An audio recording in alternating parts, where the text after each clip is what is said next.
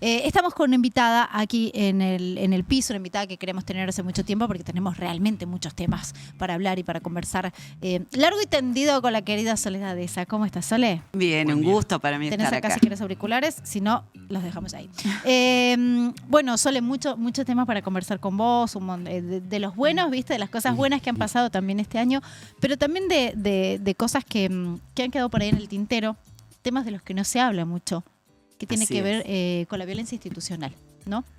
Sí, nosotras hemos participado de un proceso desde el año 2020. Veníamos denunciando las condiciones de habitabilidad del Goretti como un dispositivo de cuidado donde se alojan niños, niñas y adolescentes con problemas de cuidados parentales, pero también en conflicto con la ley penal, entendiendo que las infancias institucionalizadas son el último eslabón de una cadena que concentra en sí misma muchas vulnerabilidades y que el Estado tiene obligación de resguardar esas vidas, ¿no?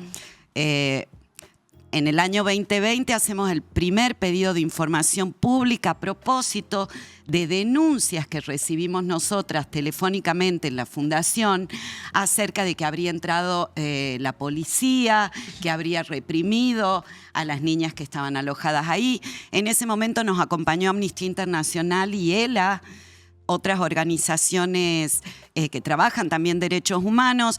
Y ese pedido de información pública nunca fue respondido. Plena pandemia, 2020 encima, ¿no? 2020, plena pandemia, tal cual. La denuncia era que había entrado la policía dentro del dispositivo de cuidado. También nos habían dicho que funcionaba dentro la casita, que era un dispositivo de encierro y de castigo para quienes no guardaban las reglas disciplinarias del dispositivo de cuidado. Entonces, bueno, como nunca recibimos respuesta... Soledad, ¿respuesta de quién? Del Ministerio de Desarrollo Social de entonces, de la DINAIF de entonces. En aquel momento estaba Gabriel Yedlin, luego estuvo Lorena Málaga. El Poder Judicial le ordenó que nos respondan, le tuvo que poner una sanción de astreintes, que es una sanción combinatoria económica, porque que se computa cada día que nos responden. Bueno, eso terminó, nosotras renunciamos al cobro de las astreintes y a propósito de esa acción empezamos un dispositivo de taller literario que lo llevaron a cabo las jóvenes de la Fundación. Lo llevó a cabo Florencia Sabaté y otras jóvenes que estaban en aquel momento. Mientras se realizaba ese taller literario que tuvo lugar durante un año con autorización y demás, bueno, les brindamos a las chiquitas que estaban institucionalizadas un espacio de donde poder realizarse, pero también al punto tal que escribieron un cuento que salió publicado en la Bitácora Multicolor, que tuvo el aval fue declarado de interés provincial por el Ministerio de Educación de la gestión pasada. En fin, participaron de un torneo de fútbol, pero lo que pasa es que también mientras hacíamos el taller, las chicas detectaban, bueno, la presencia policial dentro del taller, policías con armas dentro del dispositivo de cuidado, la medicalización psiquiátrica de las niñitas. Entonces, bueno, denunciamos estas irregularidades, pedimos en el año 2023 una audiencia con el entonces gobernador, el doctor Juan Mansur, denunciamos lo mismo en la DINAIF, en la Secretaría de la Mujer, en todos los dispositivos, digamos, que concentran o que forman parte del sistema de protección de las infancias. La verdad es que nunca obtuvimos respuesta. Ustedes fíjense, ya habían pasado 3 años, 4 años. Bueno, cuando ocurre el suicidio de esta adolescente en mayo de este año, nosotras nos presentamos en la investigación que estaba llevando adelante el doctor Sale, precisamente pidiendo que se investiguen las responsabilidades administrativas de quienes, frente a las múltiples denuncias que nosotros veníamos haciendo, no habían tomado ningún tipo de determinación en ese sentido.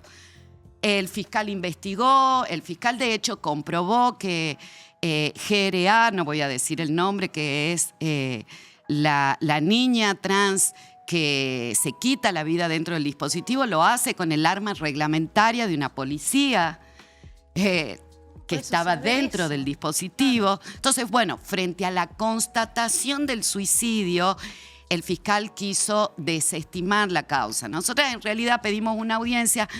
A ver, para que se entienda, no es que queremos que caiga todo el peso de la ley sobre esa policía que descuidó su arma reglamentaria.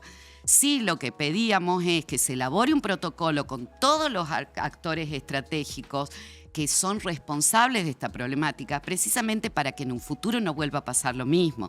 Entonces, un protocolo que contemple cuáles van a ser las normas de seguridad dentro de un dispositivo de cuidado. ¿Por qué está la policía? Si hay menores. ¿Por qué si hay niñas y adolescentes? No es una cárcel, no es un... Exacto, si no es un dispositivo de encierro, ¿por qué hay una lógica de encierro? ¿Por qué se medicaliza innecesariamente o sin indicación terapéutica? Si no es un hospital psiquiátrico, claro. Si no es un hospital monovalente. ¿Por qué no pudimos conseguir que venga gente de salud mental y le asegure salud mental? Una cosa que detectamos en el marco de ese taller es, por ejemplo, las chiquitas accedían a tratamiento de salud mental cuando se autolesionaban. Pero en el interín, cuando estaban bien, para prevenir y mantener ese estado de bienestar, no contaban con asistencia. No había un seguimiento integral. tampoco entonces. Exacto, no había un seguimiento. Entonces era actuar frente al síntoma, claro, no para asegurarles una salud integral. El dispositivo ese de encierro, la casita como sanción disciplinaria es absolutamente inhumano. Entonces pedíamos un protocolo. El fiscal apoyó afortunadamente la necesidad de ese protocolo y lo que hizo el juez Guillermo Dilela es no archivar, no desestimar la investigación, no acordar con el archivo, al contrario, discrepar con el archivo y manifestar la necesidad de que ese protocolo se ponga en acción, al menos la conformación de una mesa de diálogo, ¿no?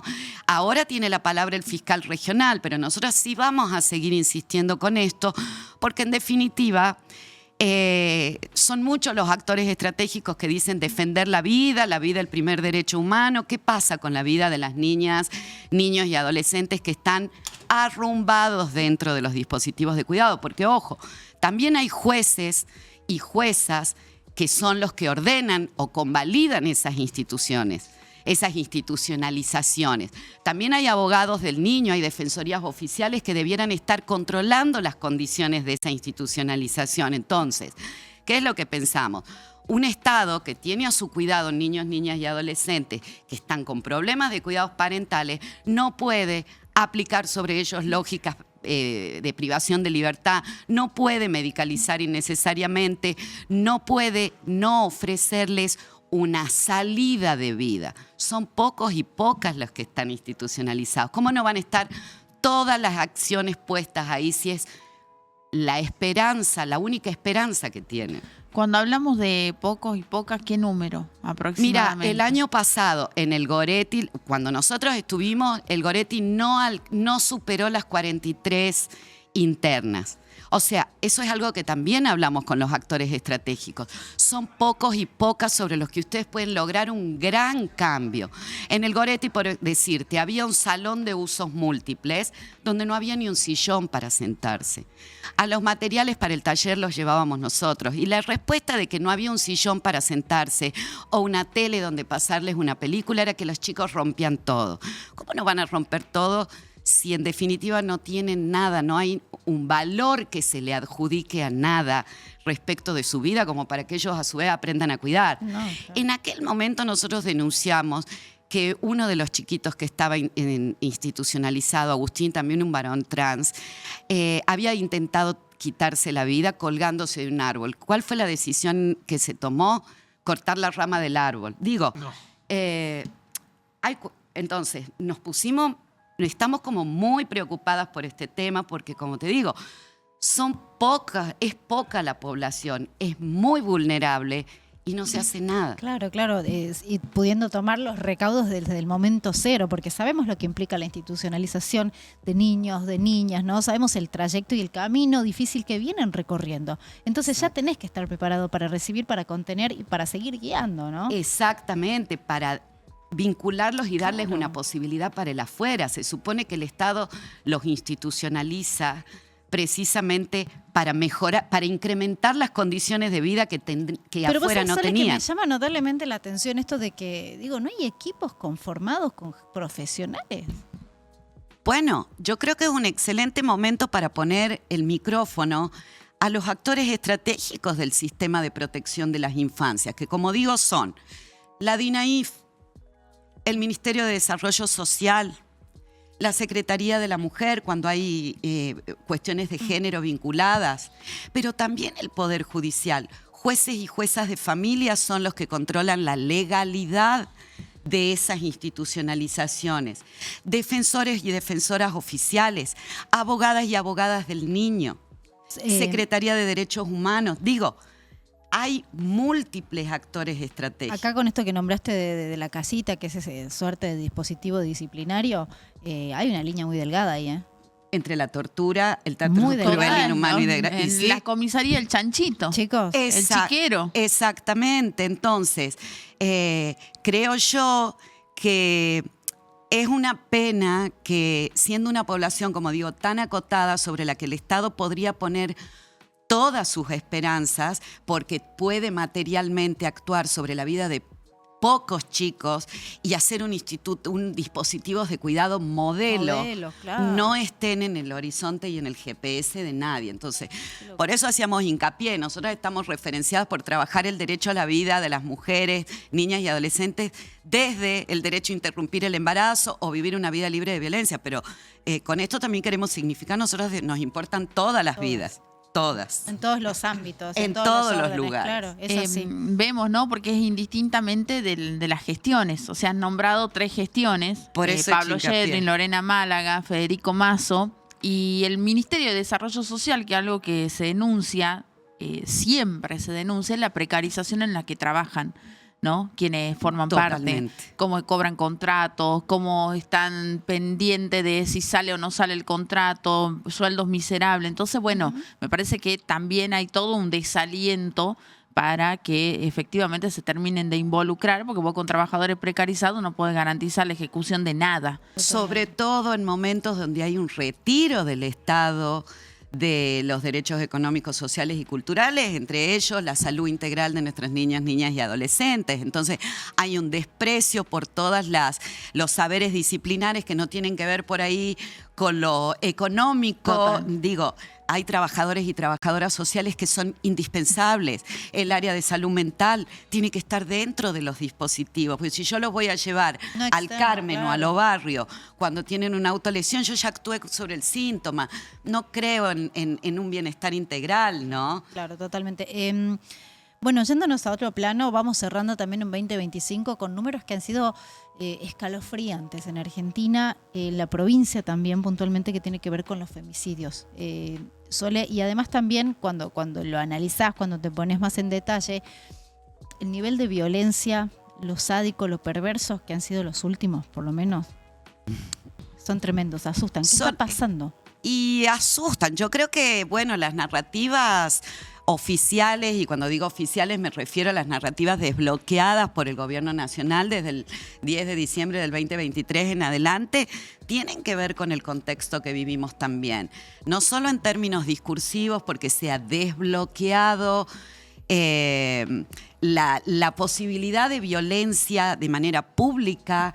Hay un discurso que ha habilitado nuevamente violencias verbales, descreer de los relatos de las víctimas, el negacionismo sobre la existencia misma de la violencia de género, pero también acciones políticas concretas, como es el desmantelamiento de las políticas públicas destinadas a prevenir la violencia. Entonces, frente a eso, ¿qué veo yo? Se desbloquean las resistencias que quizás existían antes, pero que no se visibilizaban por encontrar que era políticamente incorrecto. Entonces, vuelven los estereotipos dentro del Poder Judicial, vuelven los estereotipos a la hora de evaluar la toma de denuncias, vuelven los estereotipos a la hora de garantizar una interrupción del embarazo, no hay métodos anticonceptivos, el acoso vuelve a estar presente, lo vemos. No pasa nada, claro. No pasa nada, es un chiste, ¿qué te molesta, Claro, viste? tal cual. Bueno, y eso va corriendo límites. El mismo odio al colectivo LGBT, donde lo vemos mucho más naturalizado en los medios. ¿Qué pasó después de que salió el vocero diciendo no es un lesbicidio, la violencia contra las lesbianas es la misma que contra las mujeres y contra los varones? ¿Qué pasó? ¿Cómo se incrementaron los crímenes de odio? ¿Cómo se desarman los equipos de violencia dentro de quienes deben, de los mecanismos que deben tomar las denuncias? Llámese Ministerio Público Fiscal, llámese policía. ¿Qué está pasando ahí? ¿Qué pasa en el Poder Judicial? ¿Qué pasa con los equipos interdisciplinarios? ¿Cómo se gestionan las violencias? Bueno, creo que el femicidio es la expresión última de una violencia que lamentablemente se ha vuelto a naturalizar. Digo lamentablemente porque los compromisos de Argentina no han cambiado. Habrán cambiado las narrativas del gobierno, pero Argentina va a ser responsable nacional e internacionalmente y va a tener que pagar los daños de todo lo que ocurra después de este desbloqueo oficial.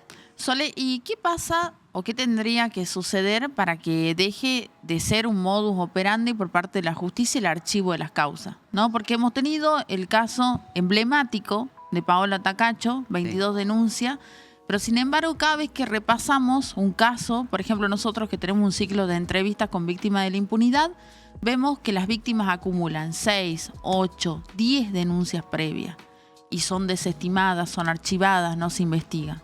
Para mí, ¿qué es lo que tiene que pasar? Hay que garantizar, como dice la legislación nacional, internacional, y que son los compromisos constitucionales y convencionales que Argentina ha tomado al suscribir la Convención Americana Belém do Pará y la CEDAW, que es la Convención para la Eliminación de todas las formas de discriminación de las mujeres.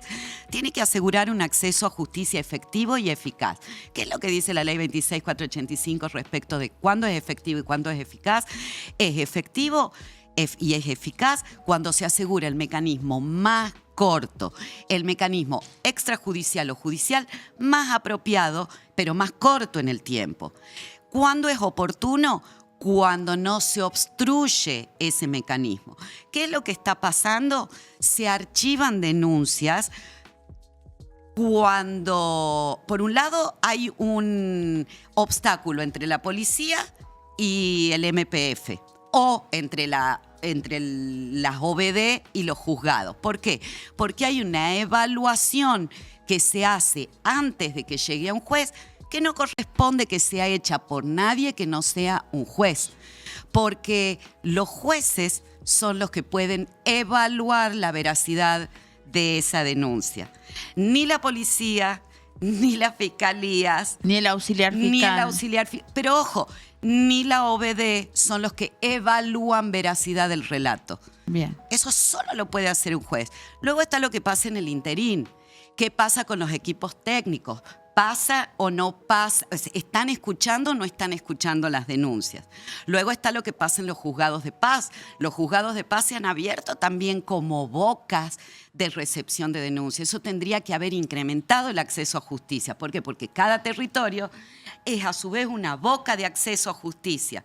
¿Está funcionando o no están funcionando los juzgados de paz? Claro. Lo digo porque nosotros tenemos el caso, somos abogadas querellantes de la familia de Sole Iramain, una víctima de femicidio, que fue a hacer 4 denuncias en la policía y terminó muerta.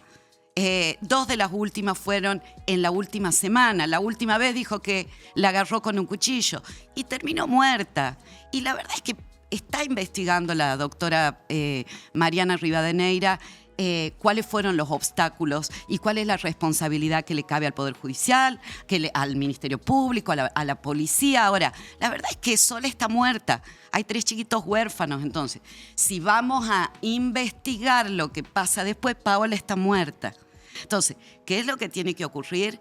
Tienen que ponerse en términos de política criminal, tomar en peso la seriedad de la obligación estatal de garantizar el acceso a justicia, que verdaderamente es para prevenir la violencia, no para castigarla.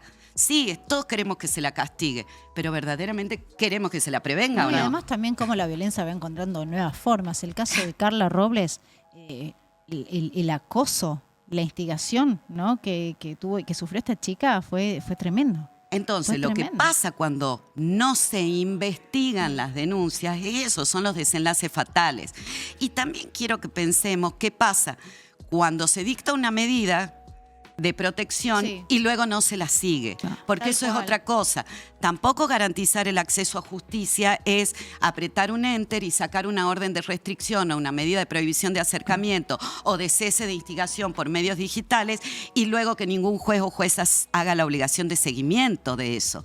¿Por qué? Porque lo que ocurre es que esa orden se viola, esa denuncia salió del GPS de la justicia y en realidad lo que tiene que hacer el Poder Judicial es investigar verdaderamente la violencia existió o no existió, tiene que recolectar pruebas y el proceso se tiene que cerrar con una condena o no. Pero digo, no es que el proceso, la investigación se termina con una orden de restricción. Total. Entonces, el acceso a justicia es mucho más serio que dictar una orden de protección y por supuesto que el acceso a justicia nunca va a ser rechazar una denuncia. Totalmente. Sole, llevarte también por ahí, bueno, la parte buena o esperanzadora. No sé si buena, pero sí quizás esperanzadora, ¿no? Sí. La parte como más luminosa de lo que ocurrió con Belén, bueno, que se transformó como en un fenómeno a raíz de esta película, pero también a raíz de esto, de la curiosidad que generó también, Sí. de esta cosa de echar un poco de luz sobre este caso, y que vemos que esto sigue pasando, ¿no? En la República Exactamente, Argentina. la verdad es que estamos muy contentas y yo creo que es esa la palabra.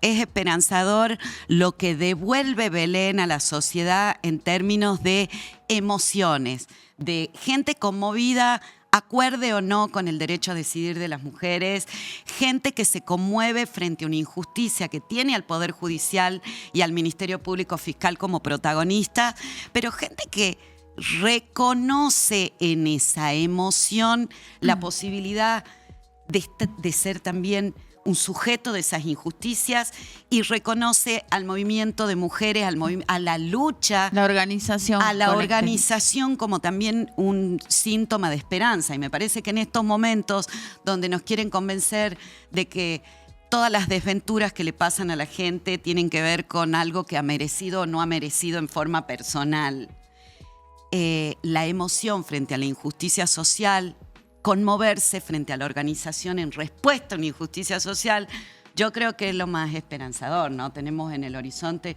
una reforma laboral que va a dejar por fuera del sistema social a un montón de gente.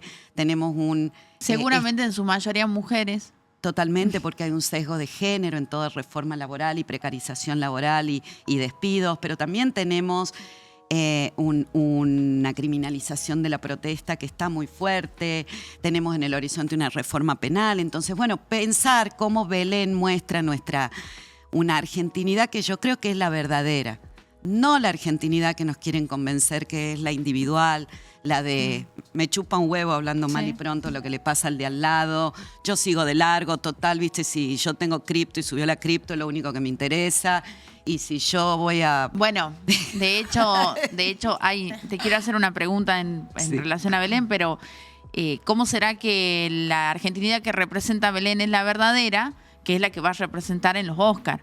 Porque no se eligió Total. Belén por sobre Homo Homo Argentum, Argentum, sí. ¿no? Donde Digo, estaba había dos todo modelos teñido. de Exacto. argentinidad ahí, ¿no? La argentinidad garca, la argentinidad aparte muy porteña. Argentina somos un país federal, ¿no? Exacto, es impresionante la victoria de Belén, que es la historia de alguien del interior en medio de una organización colectiva, víctima de violaciones de derechos, frente a Homo Argentum, que es individualidad, porteñismo. Sin querer, la mofa. el mensaje subió. Fuerte.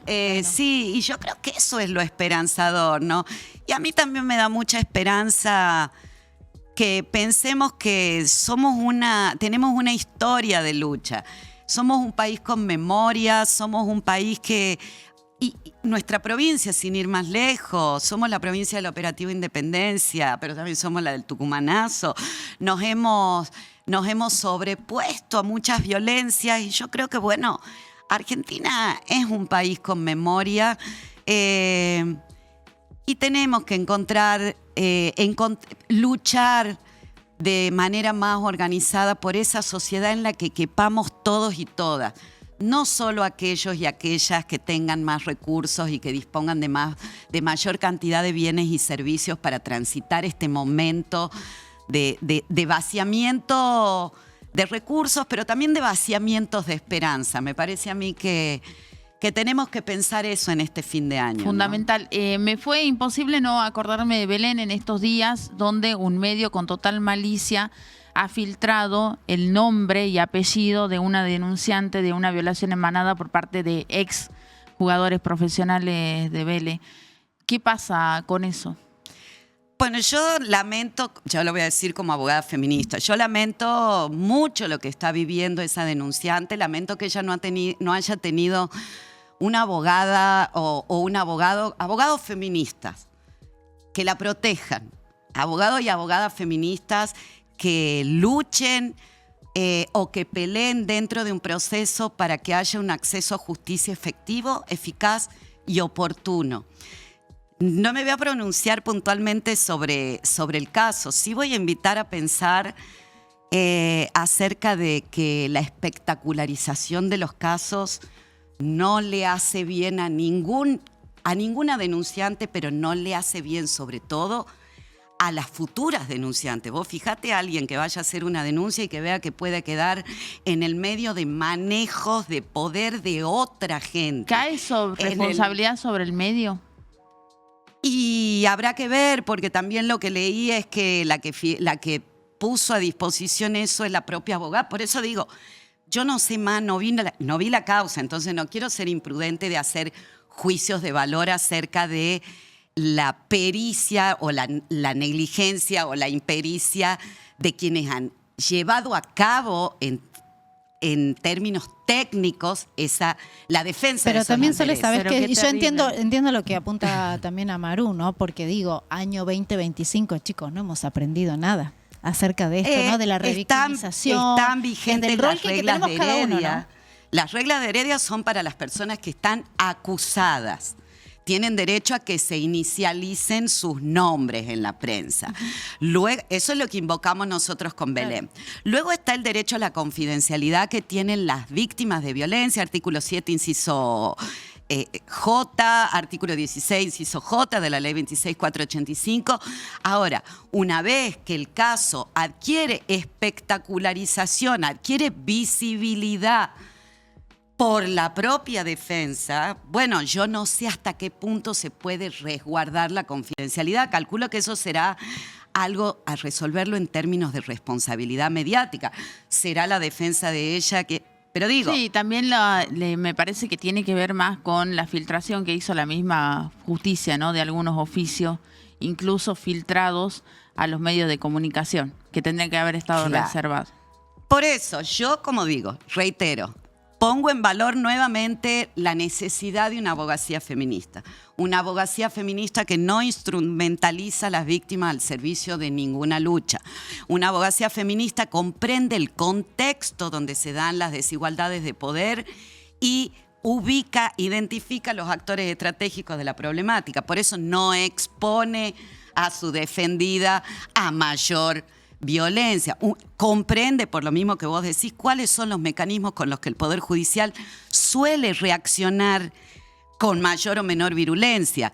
Comprende que, en definitiva, las desavenencias políticas que sirvan de telón son indiferentes y no pueden instrumentalizar a un caso. Digo, hay muchas, a mí me sirve mucho este para caso recorrer. para enseñar el año que viene feminismo jurídico. Mucho para recorrer. Los espero en el primer semestre en la Facultad de Derecho. Está bueno.